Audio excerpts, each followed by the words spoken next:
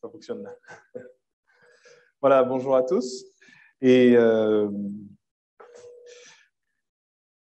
merci à Génan pour cette première partie. Cette partie, nous avons pu louer le roi des rois. Et effectivement, notre thème aujourd'hui, c'est Jésus, un roi différent. Donc, dans un premier temps, nous avons pu louer Jésus pour sa royauté, pour qui il est pour nous. Et maintenant, nous allons un peu étudier cela, la royauté de Jésus. Alors, ça fait quelque temps que nous étudions le livre de Luc. Donc, nous sommes arrivés quasiment à la fin. Nous sommes arrêtés sur la crucifixion de Jésus. Et donc, pour ceux et celles qui découvrent, en fait, on avait déjà commencé à parler de la crucifixion. On avait décidé je vous avais proposé d'aborder la crucifixion de trois manières différentes avec les trois offices de Jésus. Jésus en tant que prophète, en tant que roi, en tant que prêtre et en tant que roi. Donc, on a déjà fait prophète et prêtre. Et là, on va terminer avec Jésus le roi. Alors, c'est vrai que dans le passage de la crucifixion, nous voyons que Jésus, quand il est en direction de son lieu d'exécution, il prophétise la destruction de Jérusalem à des femmes qui pleurent sur son sort. À travers cela, nous avons vu ce temps de prophétie. Nous avons vu aussi que Jésus est la parole de Dieu. Et en tant que tel, sa parole est source de vie et de bénédiction déjà pour la vie présente. Et nous l'avons vu avec ces femmes qui ont entendu cette prophétie. Et effectivement, si elles ont tenu compte de la prophétie de Jésus, elles ont pu éviter la catastrophe que Jésus avait prédit. Donc, cette catastrophe, c'était en 70 après Jésus-Christ, 30 ans après sa mort, la destruction et sa résurrection, pour préciser, la destruction de Jérusalem par les Romains. Donc, Jésus avait prédit cela par rapport à la désobéissance du peuple qui n'a pas su reconnaître son roi, qui n'a pas su reconnaître Jésus-Christ. Donc, ceux qui ont écouté la prophétie de Jésus ont eu l'occasion de préserver leur vie et ça a été une source de bénédiction pour ces personnes. Et c'était aussi une parole qui avait une perspective éternelle puisque Jésus aide ces femmes à orienter leur regard non pas sur son propre sort, ce qui lui arrive, mais sur leur sort à elles-mêmes. Parce que si Jésus, qui est le bois vert, comme il le dit dans le texte, il a été traité comme tel, il a été traité comme coupable, qu'adviendra-t-il du bois mort? Le bois mort, ce sont tous ceux qui sont coupables. Jésus n'était pas coupable. Donc, à travers cela, Jésus essaie de montrer à ces femmes qu'il faut se repentir, ne pas pleurer sur mon sort, mais au contraire, profiter de cette occasion que je vous offre pour vous repentir, pour profiter de la vie éternelle. Ainsi, nous avons vu Jésus le prophète, Jésus celui qui annonce une parole de vie aujourd'hui et une parole de vie aussi pour l'avenir. Et ce que Jésus a fait à travers cette action, en annonçant ces paroles de prophétie à ces femmes, c'est ce que nous retrouvons dans toute la parole de Dieu. La parole de Dieu a pour objectif de nous donner la vie dès maintenant, une vie qualitative dès maintenant, une bénédiction dès maintenant, et une bénédiction aussi pour la vie future, pour la création restaurée. Nous avons vu aussi que Jésus était le prêtre qui se donne, le prêtre qui pardonne. D'ailleurs, il est accroché à la croix, suspendu à la croix, et il prie pour ses ennemis, pardonne-leur car ils ne savent pas ce qu'ils font. À travers cela, j'ai vraiment voulu insister, en tout cas, sur... Oh, oui. Ah, c'est pas moi. C'est Timo. Ou je sais pas, peut-être. Non, mais c'est pas grave, c'est bon. Oui, à travers cela, j'ai voulu vraiment insister sur, le fait que Jésus s'est offert pour nous en sacrifice. On voit la fidélité de Jésus, sa fidélité de telle sorte que s'il a été fidèle durant ce calvaire, durant cette souffrance, durant cet enfer qu'il a vécu, il est resté accroché à cette croix. Il n'est pas descendu. On peut être sûr qu'il sera toujours il sera fidèle en toutes circonstances pour nous, toujours. Pourquoi? Parce que s'il devait nous abandonner, c'était bien sur cette croix. C'était sur cette croix qu'il a vraiment souffert, que ça lui a vraiment coûté de nous aimer, de nous pardonner. Et maintenant qu'il a déjà payé le prix, on peut avoir l'assurance que Jésus ne va jamais nous abandonner parce qu'il ne nous a pas abandonnés à la croix. Donc, à plus forte raison, il ne nous abandonnera pas aujourd'hui. Donc, Romains 8, je ne sais pas si ça a été cité cette fois-ci. Mais en tout cas, tu l'avais cité? Ok, super. Désolé. Donc, Agénor l'a cité avec vous, Romains 8. Rien ne nous éloignera, ne nous séparera, merci, de l'amour de Dieu. Merci, Agénor. Donc, il y a Romains 8 qui nous dit cela et on voit cette réalité à travers la croix. Jésus, le prêtre, qui se donne pour nous. Et Jésus qui se donne pour nous, ça veut dire que c'est celui qui ne va jamais nous abandonner parce qu'il a accepté subir l'enfer pour nous. Et puis maintenant, je vous propose maintenant d'étudier ce passage en nous arrêtant sur la royauté de Jésus. Alors, Jésus en tant que roi. Jésus en tant que roi, c'est une réalité que nous voyons dès le début de l'évangile de Luc. Luc prend le soin de vraiment de nous faire comprendre que l'enfant qui va naître, ce sera le roi d'Israël, le roi tant attendu. Et nous le voyons lorsque Gabriel annonce à Marie la naissance de Jésus. Il sera appelé le Fils du Très-Haut et le Seigneur Dieu lui donnera le trône de David, son ancêtre. Donc, on voit vraiment que Jésus-Christ est annoncé comme celui qui sera le roi, celui qu'on attend, le Messie qu'on attend. Donc ça, c'est dès le début, on le voit. Ensuite, durant son ministère, les gens ne seront pas tout de suite, ce ne sera pas une réalité assez claire tout de suite pour les gens qui vont suivre Jésus. Au début, ils vont plus penser que Jésus est un prophète. Et petit à petit, cette réalité que Jésus est le Messie, le roi attendu, va s'avérer de plus en plus indéniable, en tout cas pour la foule, ses disciples, ceux qui le suivent. Et de telle sorte que nous voyons dans Luc chapitre 19, verset 38, c'est l'entrée triomphale de Jésus, la dernière semaine de Jésus. Il rentre à Jérusalem et ensuite il va mourir à la croix. Et qu'est-ce qui se passe? C'est l'entrée triomphale où la foule l'acclame en tant que roi. Béni soit le roi qui vient au nom du Seigneur, disait-il, paix dans le ciel et gloire à Dieu au plus haut des cieux. Donc c'était l'acclamation qu'ils ont fait en l'honneur de Jésus. Et nous voyons qu'ils ont reconnu, en tout cas la foule a reconnu que Jésus était le roi attendu. Ensuite, nous voyons que par la suite, durant le procès de Jésus, ses ennemis, les chefs religieux, vont retenir cela contre Jésus. Ils vont le condamner en disant que voilà, que celui-ci, c'est le roi, il se présente comme un roi, donc il faut le condamner. Et en fait, ils ont compris que Jésus se présente comme le Messie. Et c'était pas dire que Jésus est le Messie, c'est pour cela qu'il faut le condamner, ça n'avait pas de sens pour Pilate. Pilate ne connaît pas la loi juive, il ne connaît pas les prophéties juives. Donc, ils ont juste, en quelque sorte, traduit le nom Messie d'une manière à ce que Pilate puisse comprendre. Et ils accusent Jésus d'être le roi, de se présenter comme un roi. Et donc, du coup, Pilate va le questionner. On le voit dans Luc 23, verset 3. Alors, Pilate l'interrogea, « Es-tu le roi des Juifs ?» lui demanda-t-il. Il répond, « Tu le dis toi-même. » C'est intéressant parce que Jésus sa réponse n'est pas vraiment claire. Elle est affirmative, mais en même temps, ce n'est pas vraiment un aveu, dans la mesure où Jésus ne reste pas très précis dans ce qu'il dit. Il ne dit pas clairement « Oui, je suis le roi des Juifs », mais en même temps, il dit plutôt « C'est toi qui le dis, c'est pas moi », en quelque sorte. Mais ça reste quand même affirmatif. Et Jésus, pendant tout son ministère, savait qu'il était le roi, il était conscient de cela, qu'il était le roi attendu, mais il savait qu'il n'était pas le roi que le peuple imaginait.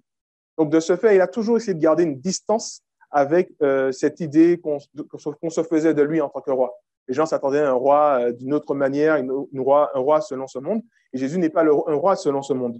Donc, d'ailleurs, lorsque les disciples vont reconnaître la royauté de Jésus dans Luc 9, donc ils vont dire à Jésus, c'est Pierre qui le dit, que oui, tu es le Messie, Jésus leur dira de ne pas répéter cela. Parce qu'il veut vraiment il veut donner une autre définition de ce qu'est un roi. Il ne veut pas qu'on puisse lui calquer la définition de roi de notre époque, un roi de ce monde, qu'on puisse calquer cette définition sur lui. En tout cas, cette déclaration pour Pilate n'était pas vraiment un aveu, dans la mesure où Pilate a reconnu son innocence. Il lui a demandé si tu es le roi des Juifs, tu le dis toi-même, et ensuite Pilate va dire aux autres, ben non, je vois qu'il est innocent, je n'ai pas à le condamner. Et c'est intéressant parce que Pilate avait pour devoir, en tant que gouverneur, de réprimer sévèrement toute forme de prétention royale. Si quelqu'un voulait se présenter comme un roi, voulait faire concurrence à César en quelque sorte, Pilate avait pour devoir de réprimer cela. Et avec Jésus, il voit que Jésus est innocent. Donc, de ce fait, il voit plutôt que Jésus n'est pas vraiment un danger pour César, n'est pas vraiment un roi comme il l'entend.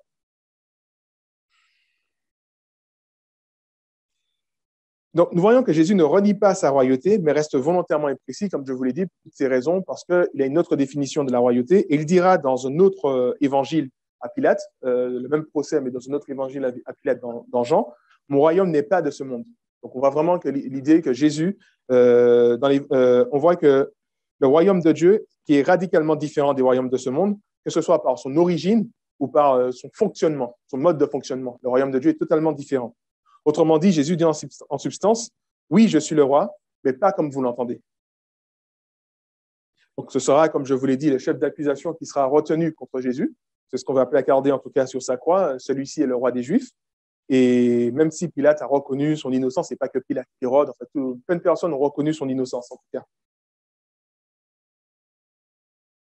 Une royauté différente.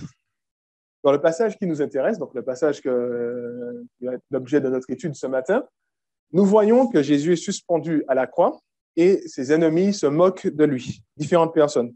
Donc, dans un premier temps, on voit que ce sont les chefs religieux, donc je lis. La foule se tenait tout autour et regardait. Quant au chef du peuple, il ricanait en disant, « Lui qui a sauvé les autres, il se sauve donc lui-même s'il est le Messie, l'élu de Dieu. » Les soldats aussi se moquaient de lui. Ils s'approchaient de lui et lui présentaient du vinaigre en lui disant, « Si tu es le roi des Juifs, sauve-toi toi-même. » Au-dessus de sa tête, il y avait un écriteau portant ces mots, « Celui-ci, c'est le roi des Juifs. » L'un des deux criminels attachés à une croix l'insultait en disant, « N'es-tu pas le Messie? Alors sauve-toi toi-même et nous avec. » Nous voyons que pour ces hommes, Jésus n'avait clairement rien d'un roi, en fait. Le roi, pour eux, c'est un homme qui règne, qui est au-dessus des autres, un homme qui a le pouvoir, qui est majestueux, qui inspire la crainte, le respect, qui inspire la soumission. Or, ils ont en face d'eux tout le contraire, en fait. Ils ont un homme qui est souffrant, un homme faible, misérable en quelque sorte, humilié et incapable de se sauver lui-même, selon eux. Hein. Alors que Jésus est capable de se sauver. Mais pour eux, Jésus est dans cette situation parce qu'il est incapable de se sauver.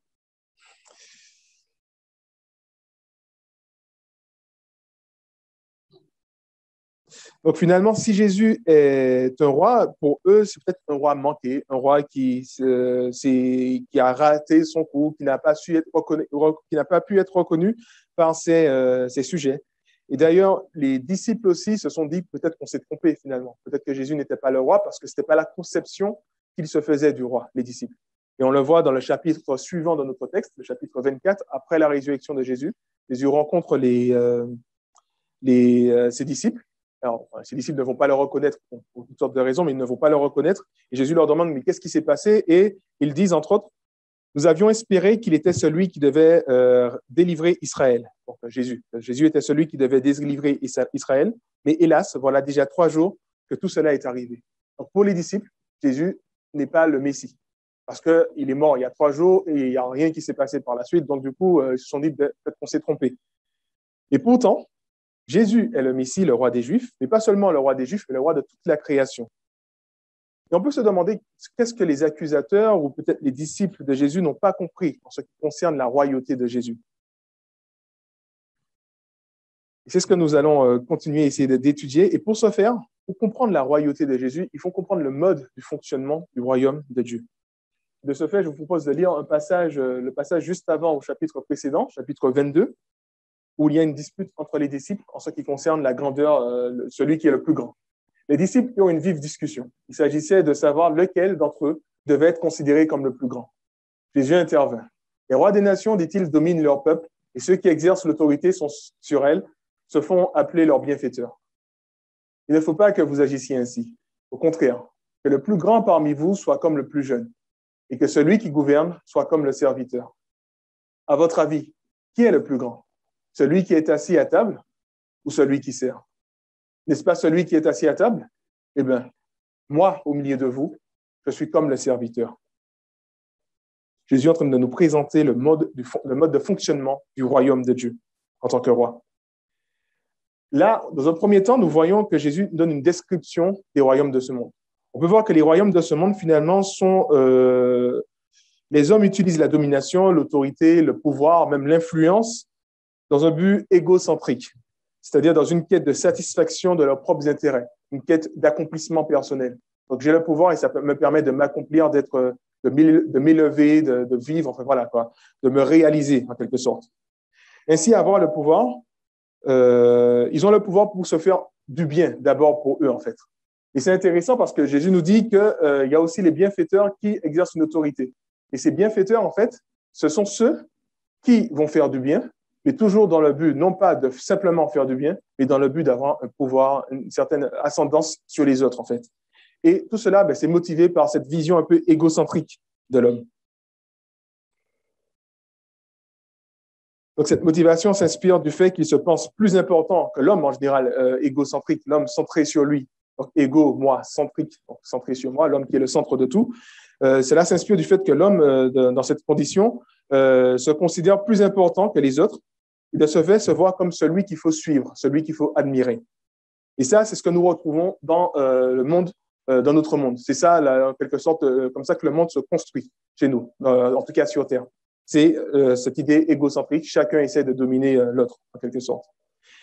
Jésus nous donne une autre définition de son royaume. Il nous appelle déjà à l'humilité. Et comment il le fait? Il nous dit, au contraire, que le plus grand parmi vous soit comme le plus jeune. Le plus jeune, si vous voulez, dans la société de Jésus, c'était celui qui avait la position sociale la plus basse. C'était notamment l'enfant. L'enfant n'avait pas de position sociale. L'enfant dépendait entièrement de ses parents. Et Jésus nous dit en fait qu'il nous appelle à cette humilité en nous considérant comme des enfants en fait. Et l'humilité a l'avantage de nous permettre d'avoir une bonne et saine vision de notre propre personne, une bonne et saine vision de soi. C'est-à-dire que de ne pas se croire supérieur à l'autre. Quelqu'un qui est humble ne se pense pas supérieur, mais il sait que nous sommes tous égaux. Il n'a finalement pas cette prétention de prééminence vis-à-vis des autres. Il a une bonne vision de lui. Il sait que voilà, que nous sommes égaux et que je n'ai rien de supérieur à toi, nous avons la même dignité. L'humilité, c'est la disposition de cœur que doit rechercher finalement celui qui exerce l'autorité dans le royaume de Dieu. De cette manière, il ne placera pas ses intérêts au-dessus de ceux dont il a la charge, puisqu'il sait que ses intérêts ne vont pas passer avant, il sait qu'il n'a pas plus d'importance que les autres, donc de ce fait, il ne va jamais chercher un avantage pour lui au-dessus des autres. Donc ça, c'est l'humilité, en tout cas. Avoir une bonne vision, un bon équilibre. Nous sommes tous égaux, je ne suis pas supérieur à toi et mes intérêts ne doivent pas passer avant tes intérêts. Mais Jésus va un peu plus loin, il nous invite à être des serviteurs. Donc, se comporter comme un serviteur, c'est finalement un serviteur, c'est qui? Le serviteur, c'est celui qui fait passer les intérêts de son maître avant ses propres intérêts. Et de ce fait, celui qui est grand et qui a de l'autorité, non seulement il ne va pas faire ses intérêts passer avant les intérêts des autres, mais aussi il va chercher avant tout ce qu'il y a de mieux pour ceux qui sont pour ses subordonnés. Il va se comporter vraiment comme un serviteur, chercher ce qu'il y a de mieux. Il ne se contente pas seulement de ne pas faire ses intérêts passer avant, mais il cherche avant tout ce qu'il y a de mieux pour ses subordonnés. Et Jésus conclut en se présentant comme comme ce roi serviteur, celui qui cherche d'abord à faire passer les intérêts de ses disciples avant ses propres intérêts. Donc, on voit déjà une définition du royaume de Dieu, une définition qui n'a rien à voir avec ce que nous vivons, en tout cas aujourd'hui, où finalement nous sommes tous centrés sur nous-mêmes. Et bien là, dans le royaume de Dieu, non, c'est cette humilité, c'est cet esprit de service. Ce qui est intéressant de remarquer, c'est que cette vision du royaume de Dieu trouve son origine au sein même de la Trinité divine. Et je rappelle que la Trinité divine, en gros, c'est quoi? C'est Dieu avec une seule nature, il y a une seule nature, mais il y a trois personnes dans la Trinité divine. Le Père, le Fils et le Saint-Esprit avec une seule nature. Je tiens à préciser que ce ne sont pas trois dieux, comme s'il y a Dieu le Père qui est un Dieu à part, il y a Dieu le Fils qui est à part et le Dieu le Saint-Esprit. Non, c'est un seul Dieu, une seule nature, une seule substance, mais avec trois personnes. Et ce n'est pas non plus trois modes de Dieu, comme si le lundi, Dieu c'est le Père, le mardi c'est l'Esprit, et le mercredi c'est le Fils. Comme s'ils changent d'apparence selon les besoins. Non, ce ne sont pas trois modes, et les trois sont vraiment distincts l'un de l'autre. Donc, le Père est distinct du Fils, le Fils est distinct du Saint-Esprit, et ainsi de suite. Alors, je dis cela, voilà. Donc là, on voit la Trinité. Je voulais apporter en tout cas un rappel en ce qui concerne la Trinité. Et ce qui est intéressant, c'est que de toute éternité, chaque personne de la Trinité aime et glorifie l'autre. On a cet exemple dans Jean chapitre 17, versets 1 à 5. Dans Jean chapitre 17, on voit un peu comment fonctionne l'économie dans la Trinité, l'économie d'amour. Qu'est-ce que Jésus dit dans Jean 17? Fais éclater la gloire de ton Fils, dit Jésus à son Père, pour qu'à son tour, le Fils fasse éclater ta gloire. Quelques versets plus tard, j'ai fait connaître ta gloire sur la terre en accomplissant l'œuvre que tu m'avais confiée. En quelque sorte, je t'ai glorifié sur la terre. Et maintenant, Père, revêt-moi de la gloire en ta présence. Donne-moi cette gloire que j'avais déjà auprès de toi avant les origines du monde. Ce passage nous montre, c'est un exemple type de la relation d'amour qui règne dans la Trinité, au sein de la Trinité. de sorte que chaque personne cherche l'intérêt de l'autre. Ainsi, le Fils glorifie le Père glorifie le Fils, le Saint-Esprit glorifie le Père et le Saint-Esprit glorifie le Fils. Enfin, vous avez compris, en tout cas. Donc, chaque personne de la Trinité cherche l'intérêt de l'autre. Et c'est cette relation d'amour qui fait que Jean dit de Jésus dans son épître que Dieu est amour. Il ne dit pas Dieu est bonté, il ne dit pas que Dieu est justice, mais il dit par contre que Dieu est amour. C'est la seule fois qu'on voit une qualification de Dieu de la sorte dans la Bible. Et cela nous montre en fait que Dieu est amour. Pourquoi? Parce que c'est dans son essence même de ce qu'il est. Au sein de sa Trinité, c'est l'amour qui règne dans la Sainte Trinité des trois personnes. Et chaque personne aime l'autre et cherche l'intérêt de l'autre. Et je voulais aller un peu plus loin en ce qui concerne la Trinité. Si on revient à ce que Jésus disait concernant l'humilité et le service, on peut se dire en quelque sorte que l'humilité règne dans la Trinité dans la mesure qu'il n'y a pas une personne qui essaie d'avoir la prééminence. Il n'y a pas une personne qui essaie de dominer les autres personnes. Chaque personne reconnaît dans la Trinité qu'ils sont égaux. Le Père a le même pouvoir que le Fils a le même pouvoir que le Saint-Esprit aussi. Il n'y a pas une personne qui est au-dessus. Il y a vraiment cet aspect de l'humilité dans la Trinité. Il y a aussi cet aspect de service dans la mesure où dans la Trinité où chaque personne cherche le bien de l'autre. Chaque personne sert l'autre. Le Père sert le Fils en quelque sorte en le glorifiant. Le Fils sert le Père en glorifiant le Fils. Le Père. Vous suivez? Même moi, je me suis perdu. Donc voilà, Jésus qui dit, Père, glorifie-moi pour que à mon tour, je te glorifie, comme cela se faisait bien avant la création de ce monde. Et c'est intéressant parce que le Dieu de toute éternité, il est comme ça. C'est un Dieu où il y a cette relation d'amour entre les trois personnes de la Trinité. Et lorsque Dieu a créé le monde, il n'a pas créé le monde parce qu'il avait besoin de nous ou quoi que ce soit, parce qu'il a tout déjà au sein de la Trinité. Il a créé le monde juste simplement par amour. Nous apportons rien de plus à Dieu. Même nos louanges, en fait, les louanges qu'on apporte à Jésus-Christ ne valent pas les louanges que Dieu apporte à Jésus-Christ. La gloire qu'on apporte à Jésus-Christ, Dieu apporte une meilleure gloire à Jésus-Christ, et ainsi de suite. Donc, c'est ce que je veux dire par là, c'est que Jésus, ou Dieu, dans sa Trinité, n'a pas besoin de nous, mais nous pouvons contribuer à sa gloire. Mais cela ne veut pas dire qu'il a besoin de nous. Il ne nous a pas créés parce qu'il avait besoin, il nous a créés simplement par amour. Il avait tout ce dont il avait besoin dans la Trinité, dans cette relation d'amour entre le Père, le Fils et le Saint-Esprit. Donc, le monde a été créé avec cette façon de fonctionner, cette relation d'amour. Mais depuis l'irruption du péché dans le monde, ben voilà, nous voyons l'égocentrisme, où l'homme est centré sur lui-même. L'homme n'est plus dans cette économie d'amour, mais il est plus dans cette recherche d'être le centre de tout, en quelque sorte.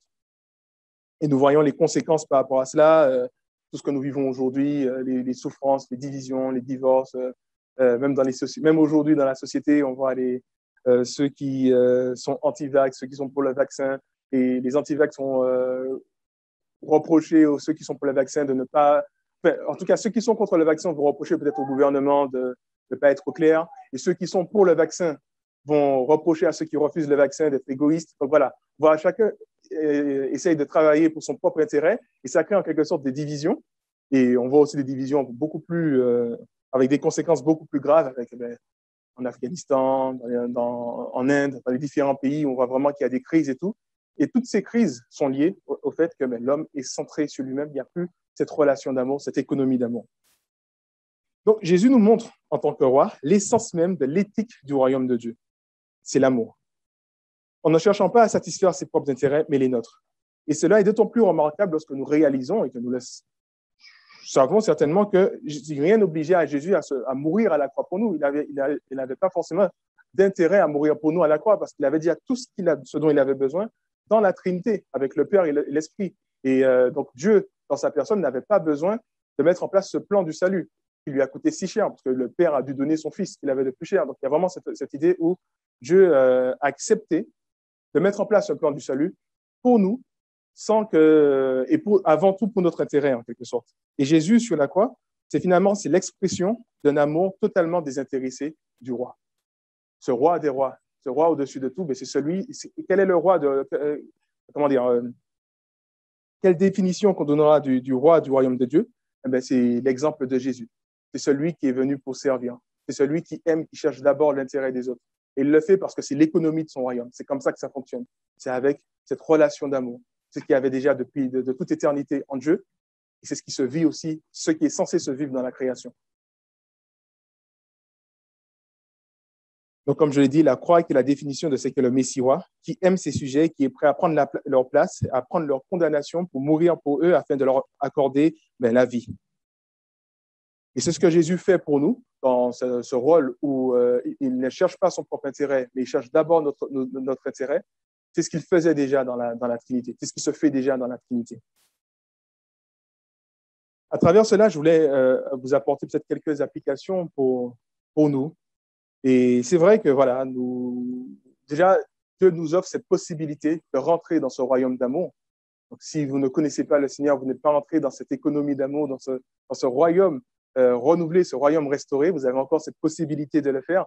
Et je crois que ce passage nous le rappelle encore une fois, ce passage Jésus crucifié à la croix. Pourquoi? C'est pour offrir le salut aux autres, pour permettre aux hommes de rentrer dans son royaume. Donc, c'est déjà une application. Mais aussi, on peut se demander pour ceux qui sont déjà dans ce royaume, est-ce que nous nous comportons comme des citoyens de ce royaume ou alors nous allons plus nous comporter comme les gens de ce monde? Est-ce que j'ai tendance à croire, par exemple, que mes opinions priment sur celles des autres, pardon? Est-ce que j'ai tendance à croire cela?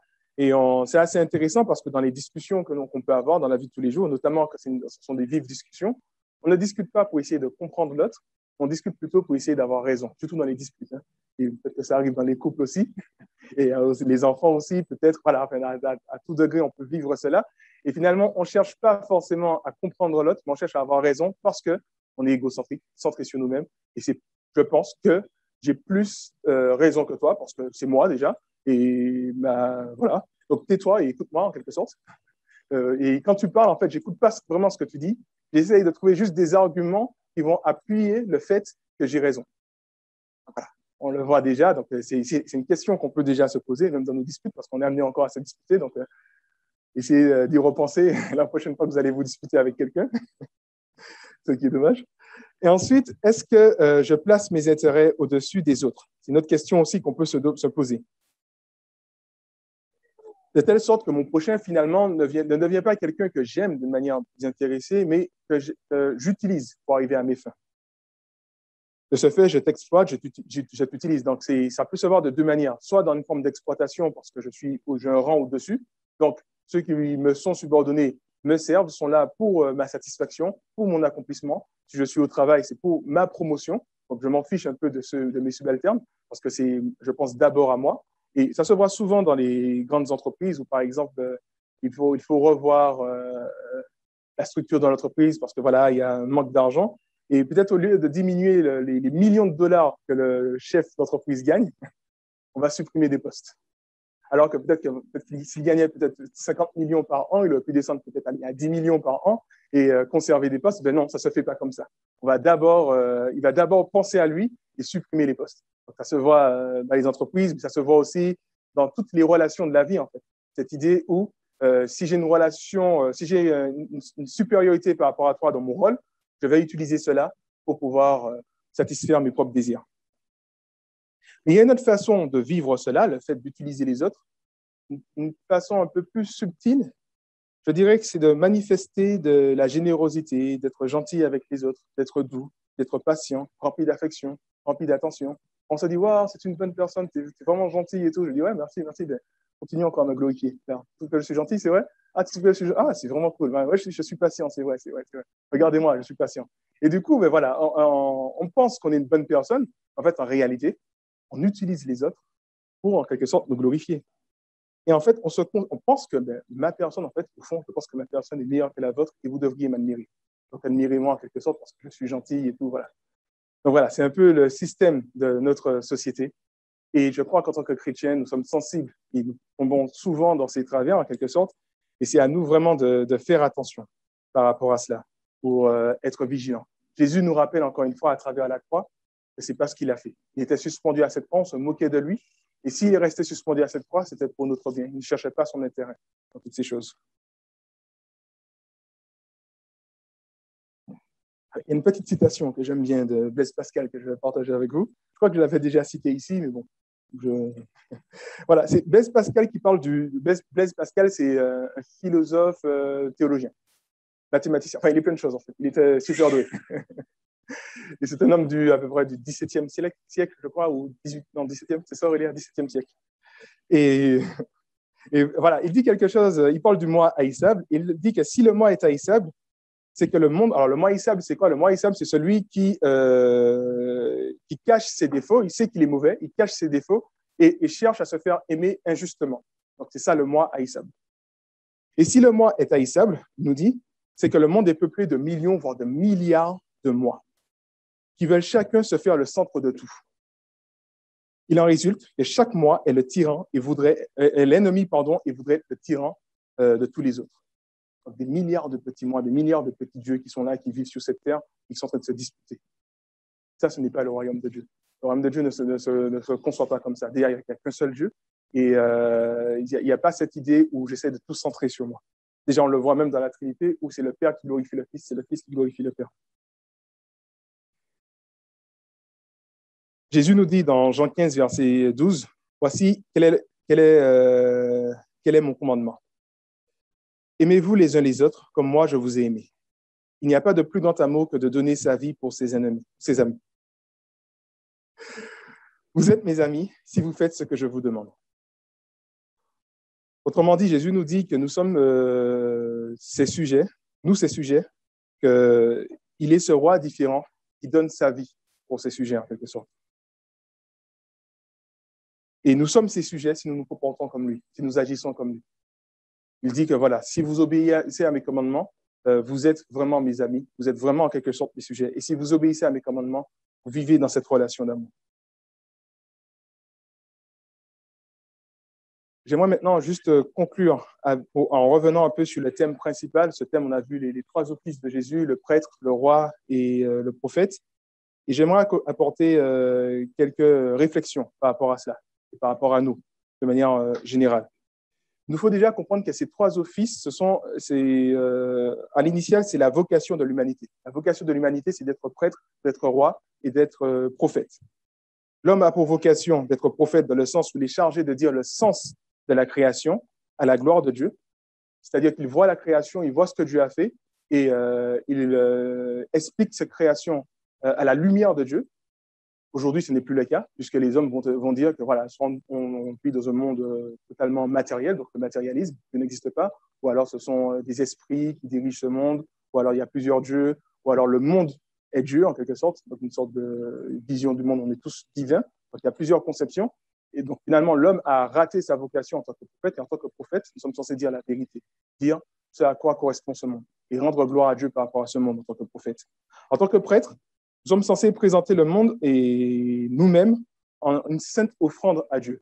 Donc, dans notre façon de faire, nous sommes censés louer Dieu. Cette offrande, en fait, c'est une façon de louer Dieu dans notre façon de vivre, dans notre façon de faire et dans notre relation avec le monde.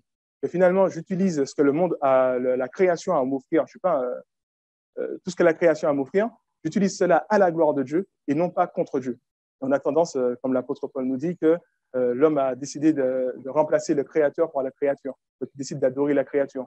Dieu nous donne de bonnes choses dans son monde. Je sais pas, par exemple, il nous donne, disons, la nourriture, et on peut devenir en quelque sorte idolâtre de la nourriture.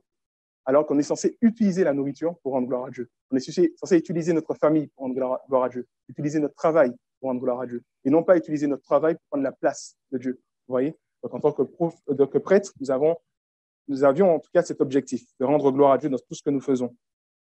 Et en tant que roi, on était investi de l'autorité, de domination. C'est dans Genèse 1 et 2, on le voit, que l'homme est appelé à dominer sur la création. Et cette domination avait pour objectif de prendre soin de la création, de l'embellir à la gloire de Dieu. Donc, nous avions cette responsabilité. Et force est de constater que l'homme a échoué dans toutes ses vocations et que Jésus-Christ, par son incarnation, est venu accomplir cette vocation pour nous, réaliser cette vocation pour nous. Et il a fait cela à travers les trois offices. Et aujourd'hui, je crois que Jésus-Christ nous invite à revenir, à rentrer dans ce royaume et à reprendre notre vocation, cette vocation de prêtre, de roi et de prophète. En tant que prophète, nous annonçons aujourd'hui dans le royaume de Dieu la parole de Dieu. La parole de Dieu, c'est intéressant parce que Christ est cette parole de Dieu. Jean 1, la parole s'est faite chair, mais la parole était avec Dieu. Au commencement était la parole et la parole était avec Dieu. Merci, Quentin. Donc voilà, nous voyons vraiment l'idée que Jésus-Christ, en tant que prophète, il n'est pas comme un prophète comme nous. Nous annonçons une parole qui vient de Dieu. Et Jésus-Christ était cette parole. Il annonçait lui-même, en fait. Il était cette parole incarnée, donc il était vraiment le prophète par excellence. Et nous, à sa suite, nous sommes censés annoncer cette parole de Dieu. Nous sommes censés apporter une véritable définition sur cette création. La définition de la famille à la lumière de Dieu. La définition du travail à la lumière de Dieu. La définition de la sexualité à la lumière de Dieu. La définition de tout ce que nous vivons à la lumière de Dieu parce que nous sommes ses prophètes et nous annonçons cette vérité. Vous voyez l'idée? Le prophète qui annonce la vérité et la parole de Dieu. Nous sommes aussi cette nation de rois prêtres, selon Pierre, qui nous le dit dans 1 Pierre chapitre 5 ou chapitre 2. Je ne l'ai pas noté, donc je suis désolé. Mais dans 1 Pierre, en tout cas, il nous est dit que nous sommes cette nation de rois prêtres. Et en tant que tel, nous sommes appelés à, non pas à reproduire le sacrifice de Jésus, nous sommes des prêtres. Nous ne sommes pas appelés à reproduire ce sacrifice sanglant de Jésus où il est mort à la croix, mais nous sommes censés offrir d'autres types de sacrifices. Le Nouveau Testament nous en donne 3. Il nous dit d'offrir nos corps en sacrifice, d'offrir des sacrifices de louange et d'offrir aussi des bonnes œuvres qui sont vues comme des sacrifices aussi. Nos corps, nos louanges et nos bonnes œuvres. Donc, de ce fait, en tant que prêtre, nous sommes appelés à louer Dieu de tout ce que nous faisons, de toute notre façon de vivre, toute notre façon de vivre dans notre corps, dans notre façon de parler, notre louange, dans nos actions. Nous sommes censés rendre gloire à Dieu. Et enfin, en tant que roi, nous sommes appelés à dominer la création. Donc, je rappelle aussi que Jésus-Christ, c'est le prêtre aussi par excellence, parce que c'est lui qui a opéré le sacrifice par excellence. Nous ne sommes pas appelés à reproduire ce même sacrifice, c'est une fois pour toutes. Jésus-Christ aussi, c'est le roi par excellence. Mais il nous dit dans sa parole, notamment dans les différentes paraboles concernant le royaume de Dieu, où dans ces paraboles, il montre ses serviteurs qui ont été fidèles et le maître confie des royaumes à ses serviteurs. Tu as été fidèle en peu de choses, voici, je te donne 10 villes à diriger. Donc, il y a vraiment cette idée où nous allons régner avec le Christ. On le voit à travers différents passages de la Bible. Mais nous sommes dans cette soumission de Christ. Et donc, du coup, nous sommes appelés à avoir cette domination sur la création, comme cela se faisait à l'origine. Mais c'est une domination à la gloire de Dieu. Et c'est intéressant, domination sur la création, c'est aussi domination sur mes désirs. Domination sur mes convoitises, domination sur toutes ces choses qui peuvent essayer de prendre le dessus sur moi et finalement renier en quelque sorte Dieu. Donc, nous avons cette vocation de domination sur toutes ces choses et domination à la gloire de Dieu. Voilà les quelques réflexions que je voulais partager avec vous ce matin. Je vais simplement peut-être prier pour conclure.